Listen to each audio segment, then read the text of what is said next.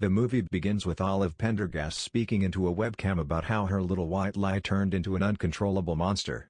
She promised to reveal the truth about what actually occurred.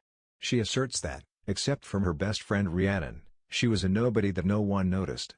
Rhiannon wants to go camping with Olive despite the fact that she pretends to be going on a date. She actually spends her weekend relaxing at home and singing Natasha Bedingfield's Pocketful of Sunshine. Olive tells a fib about losing her virginity to a college boy the following Monday after being prodded by Rhiannon. Her lying is overheard by Marianne, an overly zealous Christian, and it quickly spreads like wildfire. Olive will be the focus of the school's conservative teens church group's upcoming initiative, which Marianne will lead.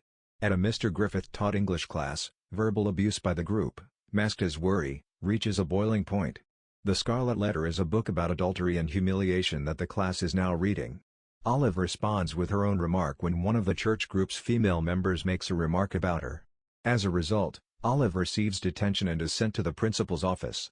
There, she observes Brandon, a classmate, leaving the office while with a bloody nose.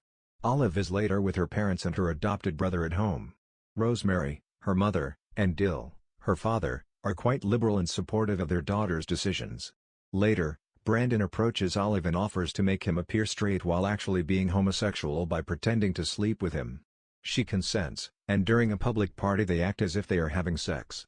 After that, she runs into Todd, an old flame she almost kissed but lied about since he insisted he wasn't ready. Olive now decides to follow the crowd after allegedly sleeping with two men and feeling the pressure from the harassment. She starts dressing in more provocative outfits and adds a crimson A to everything she wears. As boys start giving her money and gift cards to claim they had sex with her to boost their own notoriety, her reputation only becomes better. However, things immediately start to worsen. Rhiannon joins the church group against Olive out of jealousy at the attention she is receiving. Olive and Marianne are able to get back together, but their reconciliation is ruined when Marianne's lover Micah contracts an STD and claims Olive gave it to him. Olive acknowledges that Mrs. Griffith, who is sobbing, is the one who had a sexual relationship with Micah. Olive pledges to accept the responsibility in order to preserve Mrs. Griffith's marriage and employment.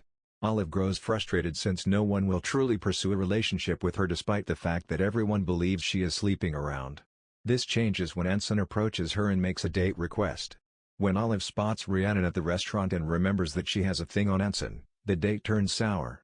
Olive asks what they'll claim happened as she tries to recover from Anson's attempt to pay her off, but Anson thinks he will actually get sex and tries to force himself on her.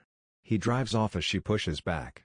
When Todd, a restaurant employee, notices her, he offers to take her home. Todd informs her that, despite to what people are saying, he believes she's fantastic. Her friend Rhiannon was his first kiss, and he claims she was awful. He recalls how cool she was about not kissing him in the past and wishes she had been. Olive is moved, but she declines to be with him until she gets her life in order. Olive goes to the boys who approached her and demands an admission from them, but the majority liar, in the instance of Brandon, who comes out to his parents, leaves town entirely. When Mrs. Griffith is confronted by Olive to force her to confess, she resists and asserts her parental authority to make it obvious that Olive won't be believed over her.